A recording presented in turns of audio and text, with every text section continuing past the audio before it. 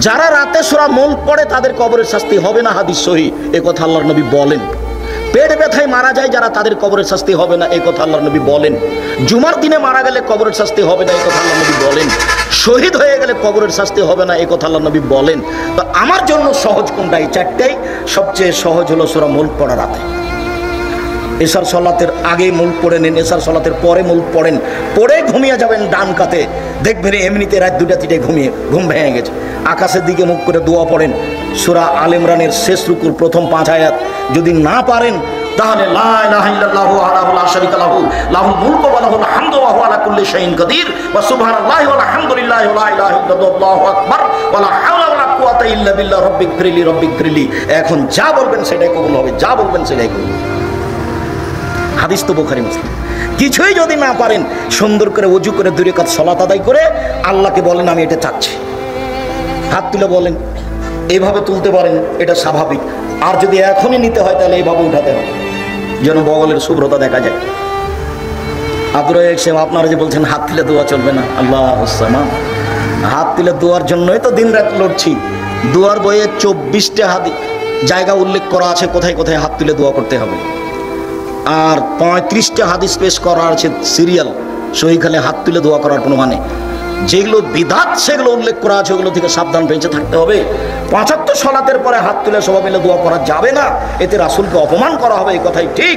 ঈদের মাঠে করা হবে না, এই কথাই ঠিক। সভা সমিতি শেষে এটা করা হবে না, এই কথাই ঠিক। বিবাহের বৈঠক শেষে এটা করা হবে না, এই কথাই ঠিক। ঈদের মাঠে এটা করা হবে না, এই কথাই ঠিক। হাত তুলে দোয়া করা ব্যক্তিগত ব্যাপার, এই কথাই ঠিক। পানি চাইতে গিয়ে সমষ্টিগত ব্যাপার, এই কথাই ঠিক। 26 বছর থেকে ফতোয়া লিখি, তারপর আপনাদের বাড়ির পাশের মানুষ সাইদুর রহমান ইসাতে ইসলামের প্রিন্সিপাল, একসাথে অনেকদিন ফতোয়া লিখেছি, হাতে ফতোয়া লিখা আসছি। এখন সাধারণ মানুষ ফতোয়ার দায়িত্ব পালন করি, দেশ বিদেশের বড় বড় বিদ্বান আমার সামনে বসে থাকে। আব্দুর রাজ্জাক সাহেব, আপনাকে ভালোবাসি, আপনার বক্তব্য ভালোবাসি, এই জন্য এসেছি। তবে এত শক্তভাবে আমাদের বলবেন এটা আমরা মনে করিনি, দুঃখিত। আপনি আমার দিনী বোন, আপনাকে শক্ত কিছু বলবো এই জন্য আমি আসিনি। যদি আপনি মনে করেন আব্দুর রাজ্জাক সাহেব, আপনি বললেন যে মহিলারা শয়তানের বেশ ধরে আসে, শয়তানের বেশ ধরে যায়, আমি এ কথা বলিনি, এই কথা মুহাম্মদ সাল্লাল্লাহু আলাইহি সাল্লাম বলেছেন। আপনাকে আরও বলি, আল্লাহ রাসূল বলছেন কোনো মহিলা যদি গায়ে আতর গোলাপ সেন্ট মেখে বা কিছু গায়ে মুখে দিয়ে, সোনো মুখে দিয়ে, আসকারা মাস্কারা চোখে দিয়ে এইভাবে যদি রাস্তায় হাঁটে, পুরুষ যদি বুঝতে পারে তাহলে সেই মহিলা ব্যভিচারিণী। রাসূল সাল্লাল্লাহু আলাইহি সাল্লাম কথাটা 2 বার বললেন, অথচ জেনাই করেনি। তাহলে রাসূল সাল্লাল্লাহু আলাইহি সাল্লাম বলছেন 3 শ্রেণীর মানুষ জান্নাতে যাবে না, তার মধ্যে তুমিও আছো, তোমার বাপও আছে। 3 শ্রেণীর মানুষ জান্নাতে যাবে না, তার মধ্যে তুমিও আছো, তোমার বাপও আছে। আল্লাহ রাসূল বলছেন মদমিনুল খামর, যারা নিয়মিত বিড়ি, তামাক, জর্দা, সিগারেট, গুড়, নেশাদার দ্রব্য খায়, পান করে, তারা জান্নাতে যাবে না। 2, রাসূল সাল্লাল্লাহু আলাইহি সাল্লাম বলছেন রাজলাতু মিনান নিসায়ে, পুরুষের বেশধারী নারী, যারা পুরুষের জুতা স্যান্ডেল পরে, যারা পুরুষের শার্ট প্যান্ট পরে, যারা পুরুষের পোশাক পরে, তারা জান্নাতে যাবে না। 3, অদায়ুস আল্লাযী ইকরা ফি আলাল খাবাসা, যে তার বাড়িতে বেহায়ার সুযোগ দিয়েছে, যার মেয়ে নগ্ন পোশাকে স্কুল করছে, মেয়ে লন্ডনে পড়ে, বাপ যে কত খুশি, দোকানে বসে কতবার যে বলছে হিসাব নেই। 3 চিল্লাই গেছে, তাসবিহ টিপছে, বাপ এখানে তাসবিহ টিপছে, ওখানে মেয়ে জেনার তাসবিহ টিপছে। জান্নাত তো সহজ নয়। হযবাতিন নার বিশাওয়াত, মনের ইচ্ছা দিয়ে জাহান্নাম ঘেরা আছে। হযবাতে জান্নাত বিল মাকারিহ, নিয়ম নীতি, কষ্ট, ক্লেশ, ত্যাগ, তিতিক্ষা দিয়ে জান্নাত ঘেরা আছে। মনের ইচ্ছা দিয়ে জাহান্নাম ঘেরা আছে। মন মতো চলে যে জাহান্নামে যাবে সে, মন মতো চলে যে জাহান্নামে যাবে সে। সুদ ঘুষ খায় দেয় যে জাহান্নামে যাবে সে। ধোঁকাবাজি করে যে, প্রতারণা দেয় যে, জমি জাল করে যে, মন মতো চলে সে, মন মতো চলে যে জাহান্নামে যাবে সে। মিথ্যুক, ধোঁকাবাজ, শয়তান দায়িত্বশীলের প্রশংসা করে যে জাহান্নামে যাবে সে। মানুষকে ফাঁকি দেয় যে জাহান্নামে যাবে সে। 10-এর টাকা মেরে খায় যে জাহান্নামে যাবে সে। এরা জাহান্নামে যাবে, এই কথা মুহাম্মদ সাল্লাল্লাহু আলাইহি সাল্লাম বলেন। রাসূল বলেন হযবাতিন নার বিশাওয়াত, মনের ইচ্ছা দ্বারা জাহান্নাম ঘেরা আছে, নিয়ম নীতি, কষ্ট, ক্লেশ দ্বারা জান্নাত ঘেরা আছে। উপস্থিত বৈঠকের দিনী বোন, আপনাকে আমি খাটো করতে চাইনি, আপনিও মুসলিম। আয়েশা রাদিয়াল্লাহু তাআলা একজন মুসলিম মহিলা, আপনিও মুসলিম মহিলা। একটু দেখেন এইদিকে, এই মেয়ে কথা বলছো কেন? এইদিকে খেয়াল করো। যে উপস্থিত বৈঠকের দিনী বোন, আপনি একটুকে এদিকে খেয়াল করবেন। দেখেন, আপনাকে আমি শয়তান বলিনি, আপনি অনেক ভালো মানুষ। এদিকে দেখেন। আয়েশা রাদিয়াল্লাহু তাআলা আনহা বলেন, আল্লাহর নবী বললেন, আয়েশা হাদা জিব্রাইল ইকরাইকা আলাইহিস সালাম। আয়েশা শোনো শোনো শোনো, এই যে জিব্রাইল তোমাকে সালাম দিল। আয়েশা শোনো, এই যে জিব্রাইল তোমাকে সালাম দিল। তখন আয়েশা রাদিয়াল্লাহু তাআলা আনহা বলছেন, আলাইহিস সালাম ওয়া রাহমাতুল্লাহি ওয়া বারাকাতুহু। তার উপরে সালাম, তার উপরে বরকত, তার উপরে রহমত। তারাওয়ালা নারা, আপনি তো দেখতে পান, আমরা তো দেখতে পাই না। কোথায় জিব্রাইল? অথচ এক খাটে তিনজন, এক লেপের নিচে তিনজন। কে কে? মুহাম্মদ সাল্লাল্লাহু আলাইহি সাল্লাম, জিব্রাইল আলাইহিস সালাম, আর একজনকে আয়েশা রাদিয়াল্লাহু তাআলা আনহা। তাহলে কি আল্লাহ রাসূল এরকম মহিলাকে শয়তান বললেন যাকে জিব্রাইল সালাম দেয়? আয়েশা জি, এই যে জিব্রাইল তোমাকে সালাম দিল। তখন আয়েশা বলছেন, আলাইহিস সালাম ওয়া রাহমাতুল্লাহি ওয়া বারাকাতুহু। জিব্রাইলকে সালাম, তার উপরে রহমত, তার উপরে বরকত। আরে আপনি তো দেখতে পান, আমরা তো দেখতে পাই না। এক বিছানায় তিনজন। ইনি তো মহিলা মানুষ। ইনার আরেকটু কথা আপনাকে শোনাই। বলছেন, আমার ঘরে হলো আমার স্বামীর কবর, তখন আমি এমনিতেই যাই, মাথায় কাপড় দেওয়া খুব একটা প্রয়োজন মনে করি না। কদিন পরে হলো আমার বাপের কবর, তখন আমি মনে করি এটা আমার স্বামীর কবর, এটা আমার বাপের কবর, আমি এমনিতে যাই। কয়দিন পরে সেখানে হলো উমর রাদিয়াল্লাহু আনহুর কবর, তখন আর আমি এমনিতে যাই না, আমি কবরকে লজ্জা করি, এখানে একজন বেগানা পুরুষের কবর আছে। আয়েশা রাদিয়াল্লাহু তাআলা একটা কবরকে লজ্জা করে। আর তুমি একটা মেয়ে মানুষ, ক্লাস 10-এ পড়ো, যেদিন তুমি 7-এ উঠেছো সেদিন তুমি যুবতী হয়েছো, তোমার হাইট শুরু হয়েছে। আজকে তুমি মাথায় কাপড় না দিয়ে কেমনে এলে? তোমার বাপ এটা কেমনে মেনে নিল? তোমার মা এটা কেমনে মেনে নিল? এটা কি করে হতে পারে? এ কোন ধরনের পরিবার? এর নাম পশু প্রাণীর পরিবার। কষ্ট দেওয়ার জন্য আপনাকে আমি আসিনি, আপনি আমার দিনী ভাই, আপনাকে আমি যথাযথভাবে মূল্যায়ন করতে চাই।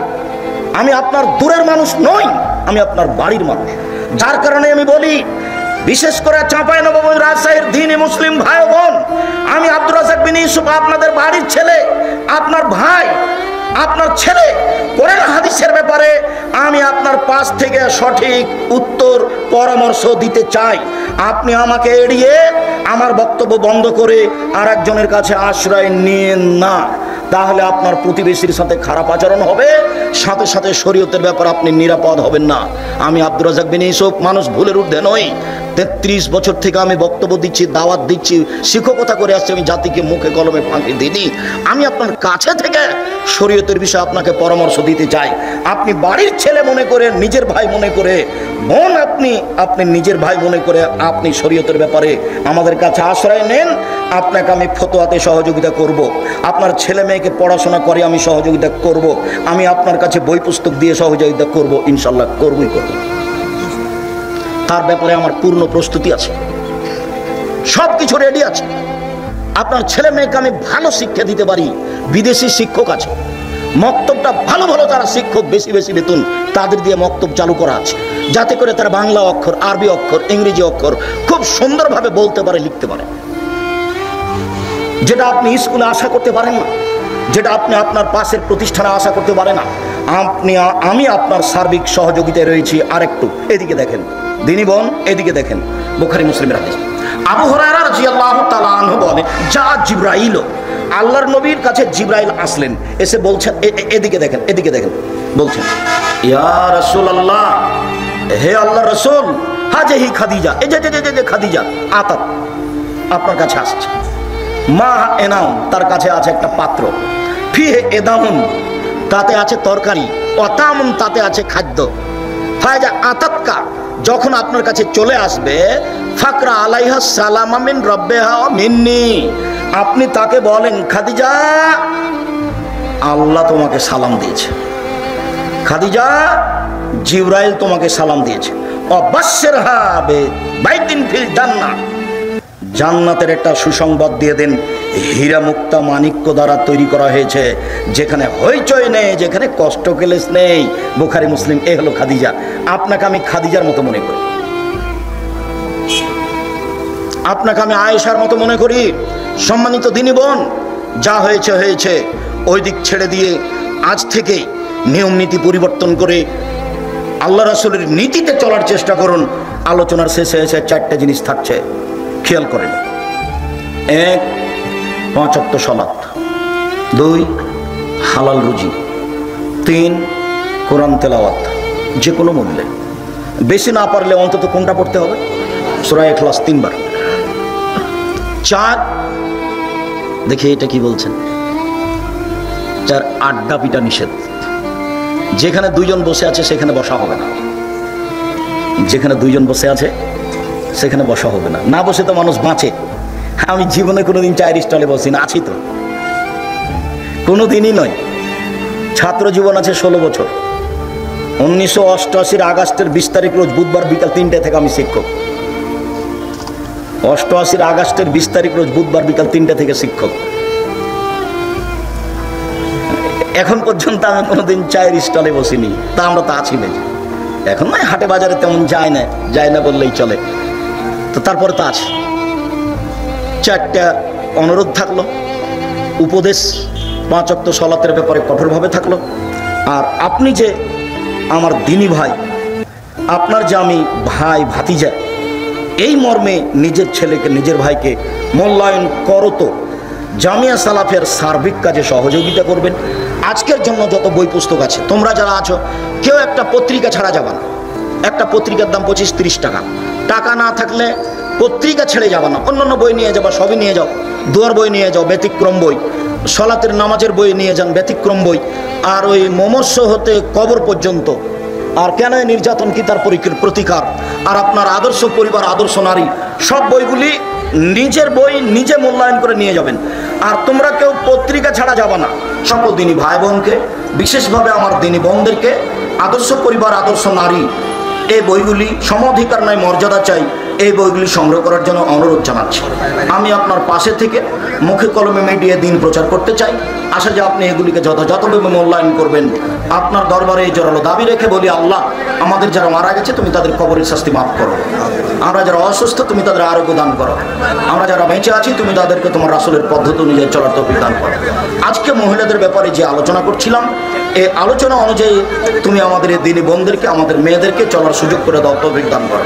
আমাদেরকে তার সাথে সাথে তাদেরকে পূর্ণ সহযোগিতা করার, 5 ওয়াক্ত সালাত আদায় করার তৌফিক দান করো। তোমার দরবারে এই জোরালো দাবি দাওয়া দোয়া রেখে আজকের সংক্ষিপ্ত আলোচনা এখানে শেষ করলাম। তোমরা কেউ পত্রিকা ছেড়ে যাবে না, সবই বই নিয়ে যাও। আপনাকেই নিতে হবে, এটা আপনার কাছে যেন ভারী না হয়।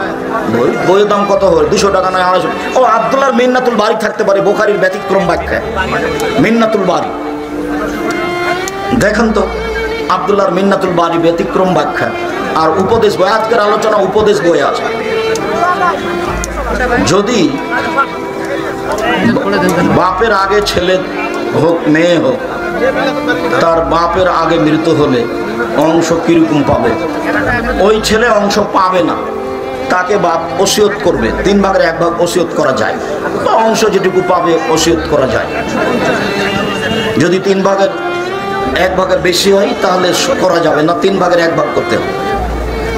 খালাতো ভাই তার খালার জমি জাল দলিল করে ভোগ করছে, খালাতো বোনকে জমি বুঝিয়ে দিচ্ছে না, কোর্টে কেস করেছে। এটা তো হক নষ্ট। এগুলি কি আর জিজ্ঞাসা করা লাগবে? মসজিদে যে টাকা দান করে আয়, সে টাকায় যদি ক্যামেরায় কি আছে, ক্যাশিয়ার মসজিদের কাজে নাম রেখে খরচ করে দেয় এবং পরবর্তীতে ক্যাশিয়ার তার টাকা ক্যাশে রেখে দেই, তাহলে কি গুনাহ হবে? না করাই ভালো।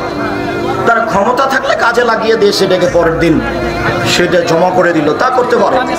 তবে 10 পয়সার ব্যাপারে সতর্ক থাকবে। জাযাকুমুল্লাহ খাইর, বারাকাল্লাহ, সাথে রাখবেন। আর 23-24 সম্মেলনে সবাইকে যেতে হবে। দেশের বিদেশের বড় বড় আলেম ওলামা আছে। 23-24 তাই না, নভেম্বর, 23-24 নভেম্বর জামিয়া সালাফিয়া নিজের প্রতিষ্ঠান সম্মেলন, আমাদের সম্মেলন। আমি আপনাকে এইভাবে বলার জন্য অনুরোধ জানাচ্ছি, ভুল হবে কি? অতএব এইভাবে মূল্যায়ন করেন, ভালো লাগবে। আমি ছাত্র অবস্থায় আমার পিতা আমার বিয়ে দেয়, এখন আমার সন্তান হলে কি আমাকে আকিকা দিতে হবে না আমার পিতা দিলে হবে? দুনিয়ার যে কোনো মানুষ দিলেই হবে, 7 দিনে দিন দিতে হবে। আমি কয়েক মাস আগে হারাম সম্পর্কের মধ্যে ছিলাম, আল্লাহর রহমতে আলহামদুলিল্লাহ এখন বের হয়ে গেছি, কিন্তু এখন মাঝে মধ্যে আবার হারাম সম্পর্কের মধ্যে যেতে মন চাই। তুমি রাতে উঠে 2 রাকাত সালাত আদায় করে কান্নাকাটি করবা। আমাকে কিছুদিন যাবত অনেক ভয় লাগছে, কবরের ও মৃত্যুর ভয়, পরকালের ভয়। আমি যে কাজেই করি না কেন সব কাজেই আমাকে এটার ভয় লাগছে। লাগুক, লাগাই ভালো। তুমি কবরকে স্মরণ করো আর এরই ফাঁকে বেঁচে থাকার মতো রুজু উপার্জনের চেষ্টা করো। আমার স্ত্রীর মাথায় অল্প একটু সমস্যা আছে, কিন্তু সাধারণ মানুষের মাঝে তা প্রকাশ পায় না। এমতো অবস্থায় তাকে তালাক দিলে আমার পাপ হবে কি? তালাক না দেওয়াই ভালো। তাকে নিয়ে চললে আপনার ভিতরে আল্লাহর পক্ষ থেকে দয়া রহমত আসবে আপনার মাঝে। যদি মনে করেন চলা যাচ্ছে না, সেটা তো শরীয়তে তালাক দেওয়া যায় আছে, দিতে পারেন। নিয়ে এসেছেন সংসারে, সংসার করেন, সেটাই ভালো। জামাতে সালাত চলাকালে যে কেউ যোগ দিলে কি সানা পড়া লাগবে? না, প্রথমে থাকলে সানা পড়া লাগবে। আর যদি প্রথমে না থাকেন তাহলে আল্লাহ আকবর বলে ইমাম যে অবস্থায় আছে সে অবস্থা গ্রহণ করবে। ইমাম যদি কেরাতে থাকে তাহলে আউযুবিল্লাহ বিসমিল্লাহ বলে সূরা ফাতিহা পড়বেন। এছাড়া রুকু সিজদা যে অবস্থা আছে সেটাই যাবে। ফরজ সালাতের পর সূরা ইখলাস, নাস, ফালাক পড়ে হাতে ফোঁক দিয়ে শরীর মাসা করা যাবে? জি না। ইখলাস, ফালাক, নাস পড়বেন 5 ওয়াক্ত সালাতে। আর ফোঁক দিয়ে গায়ে হাত বলে দেওয়া হলো বিছানায় শোয়ার সময়। হাত এইভাবে ধরে ইখলাস, ফালাক, নাস পড়ে হাতে হালকা থুথু ফোঁক দিয়ে, বা আগে হালকা থুথু দিয়ে ইখলাস, ফালাক, নাস পড়ে মুখের উপর দিয়ে হাত, গায়ের উপর দিয়ে হাতটা বলাবেন 3 বার। তখন গায়ে হাত মোছা যাবে। আয়াতুল কুরসিতে নয়, ইখলাস, ফালাক, নাসে নয়।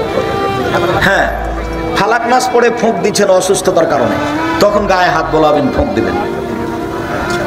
ঈদে মিলাদুন্নবী পালন করা যায় কি না? ওটা তো বিদআত। ঈদে মিলাদুন্নবী কেন করবেন? নবীর জন্মদিবস কি সাহাবাগণ করেছেন?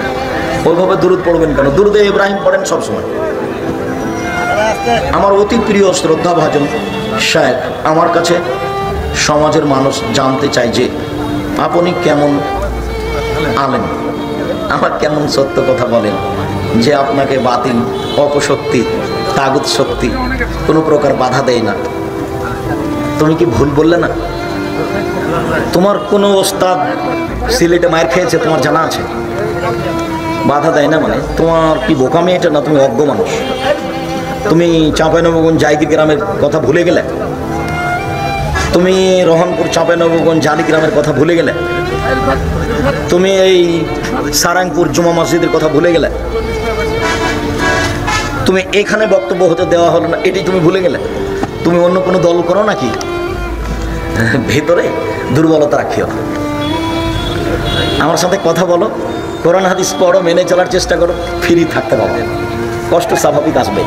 এই দেশে আমার চেয়ে অন্য কারোর প্রতি বেশি জুলুম এসেছে বাস্তবতাই, সেটা আমার জানা। এই তো সারাংপুর বড় মসজিদে আমি খুতবা দিতে উঠেছি, ইন্নাল হামদা বলবো, আজান হয়ে গেছে। এরা সবাই আছেন, আব্দুল সামাদ সালাফি।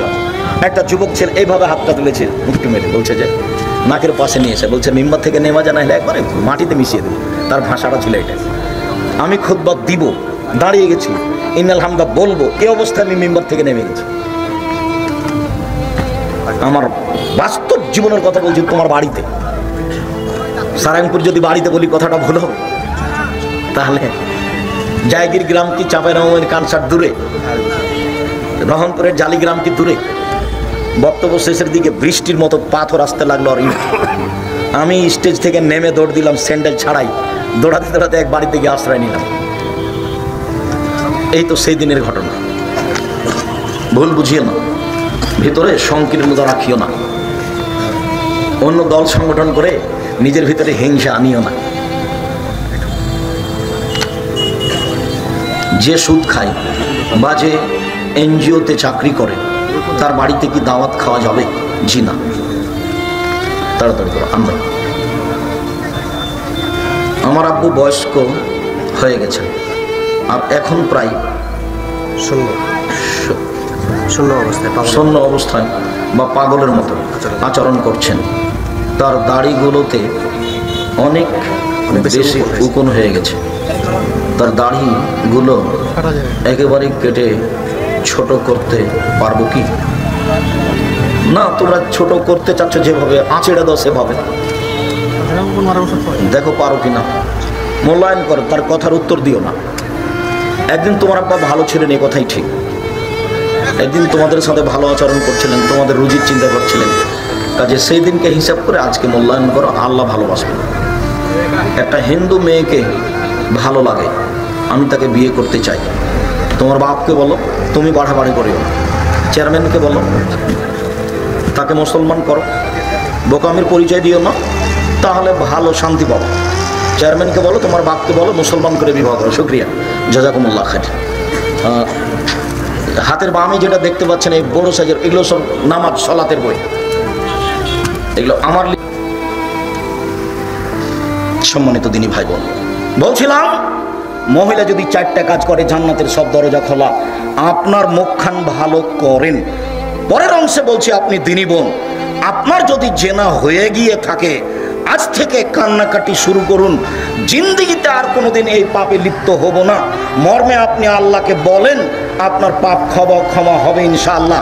আল্লাহ তাআলা বলেন, ওয়ানাহান নাফসা আনিল হাওয়া ফাইনাল জান্নাতা হিয়াল মাওয়া। কেউ যদি তার প্রবৃত্তিকে পাপ থেকে ঠেকাতে পারে, আমি আল্লাহ তাকে জান্নাতুল মাওয়া দিয়ে দিলাম। জান্নাতুল মাওয়া আপনার জন্য অপেক্ষা করছে। আপনি পাপ থেকে নিজেকে ঠেকান, চিন্তা করবেন না 4টা জিনিস করলে মহিলারা জান্নাতে চলে যাবে, এ কথাই ঠিক। আবু হুরায়রা রাদিয়াল্লাহু তাআলা আনহু বলেন, রাসূল সাল্লাল্লাহু আলাইহি সাল্লাম বলেছেন, খায়রুন নিসায়ে, মহিলাদের মধ্যে সবচেয়ে ভালো কে? খায়রুন নিসায়ে, মহিলাদের মধ্যে সবচেয়ে ভালো কে? তখন আল্লাহ রাসূল বলছেন, ইদা নাযারা ইলাইহা সাররাতহু, স্বামী তার দিকে দেখলে স্বামীকে খুশি করতে পারে। 1 2 পাইজা আমারাহা আতাআতহু, স্বামী আদেশ করলে পালন করে। 3 পাইজা গাবানহা হাফেজাতহু, স্বামী যখন বাড়িতে থাকে না তখন মোবাইলে কারো সাথে প্রেমের গল্প করে না।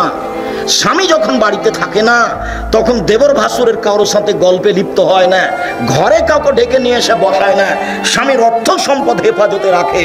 এই 3টা গুণ আছে যার, সেই নারী সবচেয়ে ভালো। এই কথা মুহাম্মদ সাল্লাল্লাহু আলাইহি সাল্লাম বলেন। 1 স্বামীর সাথে কথা বললে হাসি মুখে বলে। 2 স্বামী আদেশ করলে পালন করে। 3 স্বামী বাড়িতে না থাকলে নিজেকে হেফাজতে রাখে। 3টা গুণ আছে যার, সেই সবচেয়ে ভালো নারী। সম্মানিত দিনী ভাই বোন, আবু সাঈদ খুদরি রাদিয়াল্লাহু তাআলা আনহু বলেন, রাসূল সাল্লাল্লাহু আলাইহি সাল্লাম বলেছেন, আরবাতুন নিসাআ, 4টা জিনিস আছে যার, সবকিছু আছে তার। 4টা জিনিস নেই যার, কোনো কিছু নেই তার। 4টা জিনিস আছে যার, সবকিছু আছে তার। 4টা জিনিস আছে যার, সবকিছু আছে তার।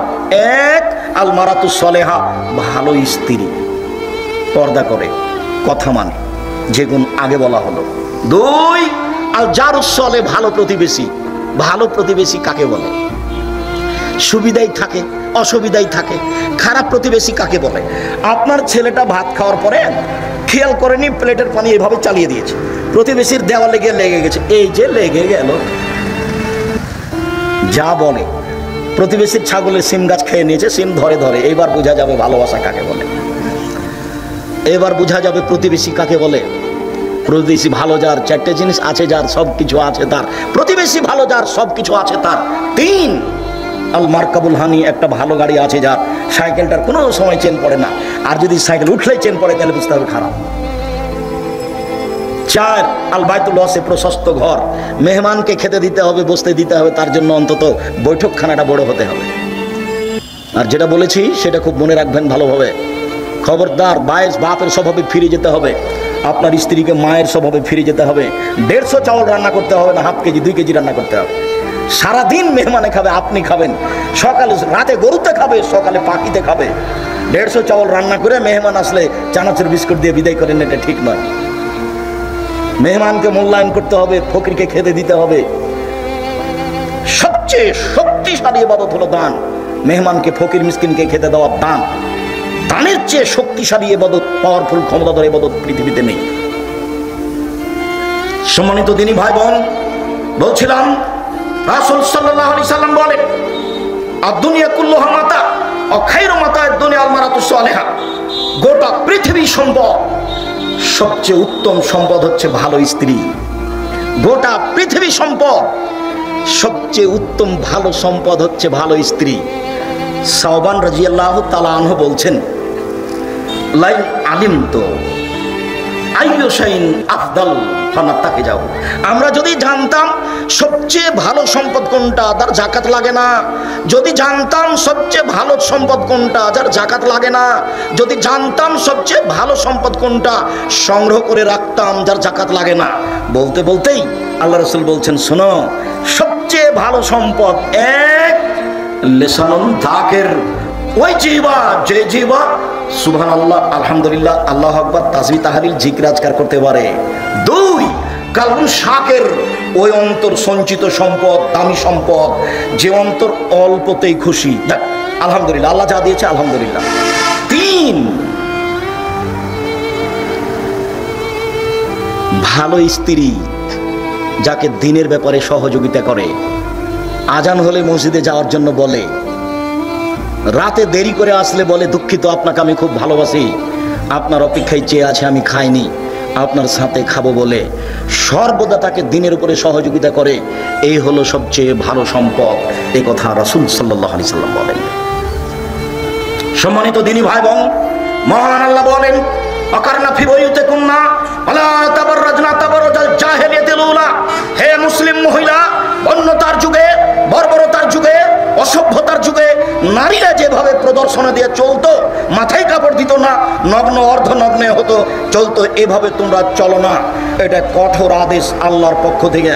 যারা মানে না তাদেরকে অধপতনে যেতে হবেই হবে। সেই পরিবার, সেই মা কোনোদিন সালাহুদ্দিনের মতো ছেলে জন্ম দিতে পারে না। যারা জাতিকে ধ্বংস থেকে কল্যাণের পথে আনতে পারে, মাই খারাপ, তার পেটে একটা ভালো সন্তানের আশা করা যায় কি করে? সম্মানিত দ্বীনী ভাই বোন, মহান আল্লাহ বলেন, ইয়া আইয়ুহান নবী কুল্লি আজওয়াজিকা ওয়া বানাতিকা ওয়া নিসাল মুমিনিনা ইউদনিনা আলাইহিন্না মিন জালাবিবিহিন্না।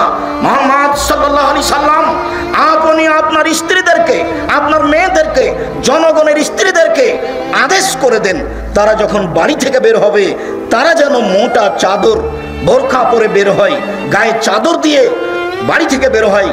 আপনার ফুফু যে কাপড়ে চলতো, আপনি একদিন আপনার ফুফুকে আনতে গেছিলেন, তো আপনি আগে আগে আছেন, আপনার ফুফু পিছে পিছে আছে, রাস্তায় একটা লোক পড়ে গেল, আপনার ফুফুর গায়ের চাদরটা মনে পড়ে কি? আর আপনার ফুফু রাস্তার এক পাশে দাঁড়িয়ে গেল, লোকটা যখন পার হয়ে গেল, তখন আপনার ফুফু আবার আসতে লাগলো, এরকম দৃশ্য আপনার মনে পড়ে? ওই পোশাকের কথা আল্লাহ বলছেন, এই পোশাকের কথা আল্লাহ বলছেন।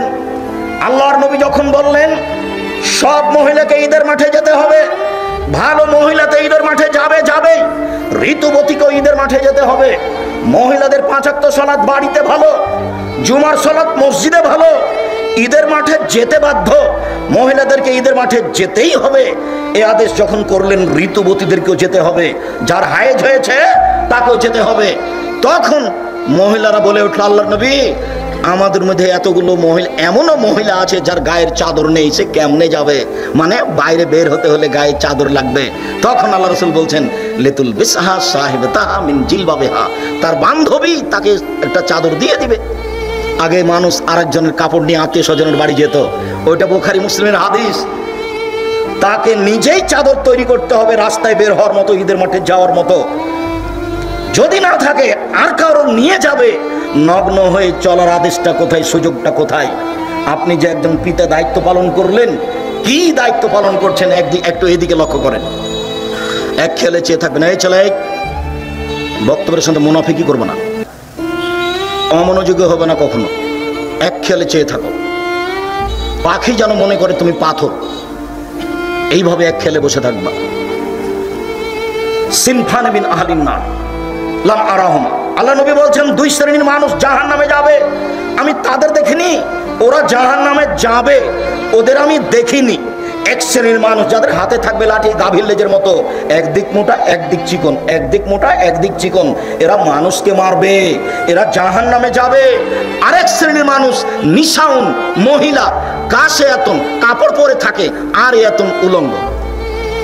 দেখেন, কাপড় পরে উলঙ্গ হয়ে থাকে, এই কথা আল্লাহ নবী বলছেন 1450 বছর আগেকার এই বাক্য। নিশাউন, মহিলা, কাশে এতন, কাপড় পরে থাকে আর এতন উলঙ্গ। যদি শাড়ি পরে থাকে তাহলে ছোট ব্লাউজ আছে, পেট পিট দেখা যায়, হাত কবি এই পর্যন্ত দেখা যায়, বাহু পর্যন্ত, তোরা উলঙ্গ পোশাকে। আর যদি বোরখা পরে তাহলে ফ্যাশন বোরখা পরে, ঢঙ্গের বোরখা। আজ থেকে এই বোরখা আর কোনোদিন আপনি গায়ে দিবেন না, আজকে বাড়ি থেকে জ্বালিয়ে দিবেন। এই মেয়ে, তোমাকে বলছি, এই বোরখা তুমি আর কোনোদিন পরবা না। ফ্যাশন বোরখা পরে ঢং দেখিয়ে পর্দা দেখায় না। তুমি মুসলিম, তোমার ধর্মের নাম ইসলাম, তোমার নবীর নাম মোহাম্মদ সাল্লাল্লাহু আলাইহি সাল্লাম। আজও একটা হিন্দু মেয়ে নিজের পরিচয়ে বিবাহ হয়ে গেলে কপালে কি দিবে? সিঁদুর দিবে, জীবন বাজি রেখে সেটা সে করবেই। তার হাতে একটা কি দিবে? শাখা দিবে, মনে করে এটা আমার পরিচয়। তুমি একজন মুসলিম মহিলা ফ্যাশন বোরকা পরে জাতির ক্ষতি করে নিজেকে শিক্ষিতা মনে করো না। তুমি একজন মুসলিম মহিলা নগ্ন পোশাক পরে, অর্ধনগ্ন পোশাক পরে যুবকের ক্ষতি করে, জাতির ক্ষতি করে, শিক্ষক ছাত্রদের ক্ষতি করে নিজেকে শিক্ষিতা মনে করো না। তুমি শিক্ষিতা নও, তুমি শিক্ষিতা নও, তুমি শিক্ষিতা নও। তোমার বাপ শিক্ষিত নয়, তোমার মা শিক্ষিতা নয়। তোমার বাপ মা যদি নিজেকে শিক্ষিত মানুষ প্রমাণ করতে পারে, তুমি যদি নিজেকে শিক্ষিতা প্রমাণ করতে পারো, আমি আব্দুর রাজ্জাক মিনি ইউসুফ তোমার বাড়ির পাশে ওয়াদা করে গেলাম, আমি জাতির সামনে আর কোনোদিন বক্তব্য দেব না। তুমি কিভাবে প্রমাণ করো সেটা তুমি দেখাবা। তুমি একজন শিক্ষিতা মেয়ে জাতির ক্ষতি করো, তোমাকে দেখলে পাপ হয়, তোমার চুল দেখলে পাপ হয়, তোমার শরীর দেখলে পাপ হয়, তোমার অঙ্গ প্রত্যঙ্গ দেখলে পাপ হয়, তোমার গোটা দেহটাই হচ্ছে আরেকজনের জন্য পাপের বস্তু। আল্লাহ রাসূল বলছেন, আল মারাতু আওরা, মহিলা হচ্ছে ঢেকে রাখা বস্তু, মহিলা হচ্ছে ঢেকে রাখা বস্তু, এটা খারাজাত। ও যখন বাড়ি থেকে বের হয়, ইস্তাসরাফা শয়তান, শয়তান তখন তাকে পাপের উপরে আরো ক্ষিপ্ত করে তোলে, শয়তান তখন তাকে আরো পাপের উপরে ক্ষিপ্ত করে তোলে। সেই জন্য তো রাস্তায় যখন হাঁটে তখন কেন জানে কেমন কেমন করে, আনছান আনছান করে, একবার ডান দিকে যায়, একবার বাম দিকে যায়, একবার হাত নাড়ে, একবার চুল নাড়ে, দেখেন না কেমন কেমন করে। তার মানে শয়তান তাকে বেকায়দায় ফেলেছে। রাসূল সাল্লাল্লাহু আলাইহি ওয়াসাল্লাম বলছেন, নিসাউন, মহিলা, কাসিয়াতুন, কাপড় পরে থাকে, আরিয়াতুন, উলঙ্গ, মমিলাতুন, তারা পুরুষকে নিজের দিকে আকৃষ্ট করে, মাইলাতুন, তারা নিজেরা আকৃষ্ট হয়, তাদের মাথা বক্র উটের মতো হেলে দুলে চলে। এরা জান্নাতে যাবে না, এরা জান্নাতে তো যাবে না, যাবেই না, এরা জান্নাতে যাবে না, এরা জান্নাতে তো যাবে না, যাবেই না, এরা জান্নাতের গন্ধও পাবে না। যে জান্নাতের গন্ধ 1 বছরের দূরত্ব পথ থেকে পাওয়া যায়, এটা জান্নাত। এখানে আপনি একটা দ্রুতগামী ঘোড়ায় উঠেছেন, 1 বছর দৌড়িয়ে ঘোড়াটা যেখানে যাবে সেখানে যদি আপনি দাঁড়ান তাহলে জান্নাতের গন্ধ পাবেন। হাদিস বুখারী মুসলিম, আল্লাহর নবী বলছেন এই মহিলা জান্নাতের গন্ধ পাবে না। উপস্থিত বৈঠকের মুসলিম বোন, আপনাকে আমি খাটো করতে চাইনি, আল্লাহ রাসূল যা বলেছেন সেটা আপনাকে বলছি। আল্লাহর নবী বলেন, মা তারাকতু বাদি ফিতনাতান নাযারা লিরজালি মিনান নিসায়ে, আমার জীবনে আমি ছাড়িনি কোনো বস্তু যেটা পুরুষের জন্য বেশি বিপজ্জনক হতে পারে। আমার জীবনে আমি ছাড়িনি কোনো বস্তু যেটা পুরুষের জন্য বেশি বিপজ্জনক হতে পারে নারীদের চেয়ে। আমার জীবনে আমি ছাড়িনি কোনো বস্তু যেটা পুরুষের জন্য বেশি বিপজ্জনক হতে পারে নারীদের চেয়ে। রাসূল সাল্লাল্লাহু আলাইহি সাল্লাম বলেন, ইন্নাল মারাতা তুকবালু ফি সূরাতি শয়তান ওয়া তুদবারু ফি সূরাতি শয়তান, নিশ্চয়ই মহিলারা শয়তানের বেশ ধরে আসে, নিশ্চয়ই মহিলারা শয়তানের বেশ ধরে যায়, নিশ্চয়ই মহিলারা শয়তানের বেশ ধরে আসে, নিশ্চয়ই মহিলারা শয়তানের বেশ ধরে যায়। রাসূল সাল্লাল্লাহু আলাইহি সাল্লাম বলছেন, ইয়াকুমু দুখুল আলান নিসায়ে, পৃথিবীর মানুষ সাবধান, মহিলাদের কাছে যাওয়া থেকে বেঁচে থাকো, মহিলাদের কাছে যাওয়া থেকে বেঁচে থাকো, গেলেই তুমি বিপদে পড়ে যাবা। রাসূল সাল্লাল্লাহু আলাইহি সাল্লাম বলছেন, লা ইয়াখরুজু রাজুলুন বিইমরাতিন ইল্লা কানা ফারিসুমা শয়তান, কোন পুরুষ যেন কোন নারীর সাথে নির্জনে একত্রিত না হয়, কোন পুরুষ যদি কোন নারীর সাথে নির্জনে একত্রিত না হয়, যদি হয় তাহলে তৃতীয়জন হবে শয়তান। অতএব খুব সাবধান থাকো। রাসূল সাল্লাল্লাহু আলাইহি সাল্লাম বলেন, মা রাআইতু মিন নাকিসাত মারিফাত আকলিন ও দীনিন আযাবাল রুবি রাজুল হাজমিন ইহদা কুন্না। ও নারীর জাতি, আমি দেখিনি তোমাদের চেয়ে কাউকে যে বুদ্ধিমানের বুদ্ধিকে নষ্ট করতে পারে। তোমরা এমন জাতি যে বুদ্ধিমানের বুদ্ধিকে নষ্ট করতে পারো। ও নারী জাতি, তোমরা এমন জাতি, আমি দেখিনি তোমাদের চেয়ে কাউকে যে বুদ্ধিমানের বুদ্ধিকে নষ্ট করতে পারে। তোমরা এমন জাতি যে বুদ্ধিমানের বুদ্ধিকে নষ্ট করতে পারো। তুমি যে একজন হুঁশিয়ার বুদ্ধিমান ছেলেকে নষ্ট করতে পারো, এটা তুমি নিজেই সাক্ষী। তুমি যখন নগ্ন হয়ে চলো তখন তোমার দিকে সবাই দেখতে থাকে। আবার তোমার মোবাইলে যদি রিং হয় তাহলে তুমি মোবাইলটা অন করে বলো, ভাইয়া কি বলছিলে, ভাইয়া ভাইয়া বলে তুমি চিৎকার করো। তখন তার অন্তরে দাগ কাটে তোমার কণ্ঠটা, তোমার কণ্ঠ পর্দা। মনে রেখো, মোবাইলে রিং হচ্ছে, হোক হতে হতে যদি শেষ পর্যন্ত তোমাকে ধরা লাগে তাহলে তুমি অন করে দিয়ে বলবা, আসসালামু আলাইকুম, জি কে বলছিলেন, আমার আব্বা বাড়িতে নেই, পরে কথা বলিয়েন, এটুকু বলবা কড়া কণ্ঠে। ওখানে যদি নরম কণ্ঠ না থাকে, কণ্ঠ পর্দা। রাসূল সাল্লাল্লাহু আলাইহি সাল্লাম বলছেন, লা তুবাশিরুল মারাতু আল মারাতা ফাতানাতালে যাওজা কানু ইয়ানজুরু ইলাইহা। কোন মহিলা যেন কোন মহিলার গায়ে হাত না লাগায়, কোন মহিলা যেন কোন মহিলার গায়ে হাত না লাগায়। যদি লাগাই তাহলে সে বুঝতে পারবে এই মহিলার শরীর নরম না শক্ত। সময় এসে তার স্বামীর সামনে বলবে, তার স্বামী তখন অন্তরের চোখে তাকে দেখবে। হাদিস বুখারী মুসলিম। একটা মহিলাকে অন্তরের চোখে দেখা নিষেধ, তাহলে বর্তমান অবস্থা কি হতে পারে? ও মহিলা কলেজের প্রিন্সিপাল, আপনার কি হবে? গার্লস স্কুলের প্রিন্সিপাল, আপনার কি হবে? ও সভাপতি সাহেব, গার্লস স্কুল খুলেছেন যারা, আপনাদের কি হবে? সরকার তো, আব্দুল্লাহ তো বলল, রাস্তাঘাট আর কারেন্টের ব্যবস্থা করার সাথে সাথে এদেশে যদি আরও 50টা বিশ্ববিদ্যালয় খোলা হতো, একেবারে বিদেশ থেকে ভারত থেকে মহিলা নিয়ে এসে এদেশে মহিলাদের মাধ্যমে মহিলা ডাক্তার করা হতো, ভারত থেকে আরও অন্য কোনো দেশ থেকে বড় বড় ডাক্তার নিয়ে এসে এদেশের ছেলেদেরকে বড় ডাক্তার করা হতো, তাহলে কি দেশের সুবিধা হতো না? আমার আপনার টাকা কোথায় খরচ হচ্ছে, আমরা কিভাবে দিন কাটাচ্ছি, এগুলো আব্দুল্লাহর বক্তব্য বাস্তবে অক্ষরে অক্ষরে বাস্তবায়ন করার চেষ্টা করতে হবে। নিজেকে মনে করতে হবে এই বক্তব্যের আমার শোনার এবং বাস্তবায়নের প্রয়োজন আছে। যতটুকু আপনার পক্ষে সম্ভব, উপস্থিত বৈঠকের দিনই মুসলিম বোন, আপনাকে এই অংশে এসে একটু কথা শোনাই।